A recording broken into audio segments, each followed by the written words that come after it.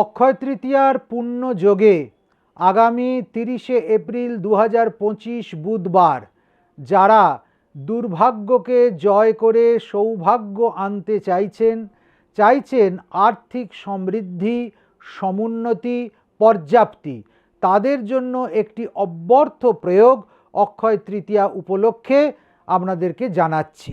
মনে রাখবেন, বিপ্র চাণ্ডালিনী এই প্রয়োগ অত্যন্ত ফলপ্রদ।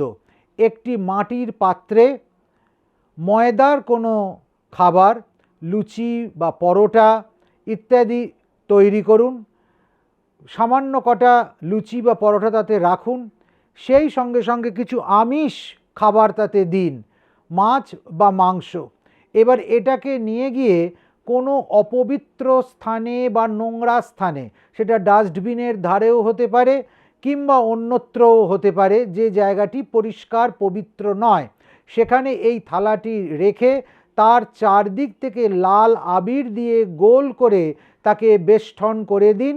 আর 7টা জবা ফুল ওই থালার উপরে দিয়ে একটি প্রদীপ জেলে, অবশ্যই সেটা সর্ষের তেলের প্রদীপ হতে হবে, প্রদীপ জেলে দিয়ে ফিরে আসুন, পেছন ফিরে দেখবেন না।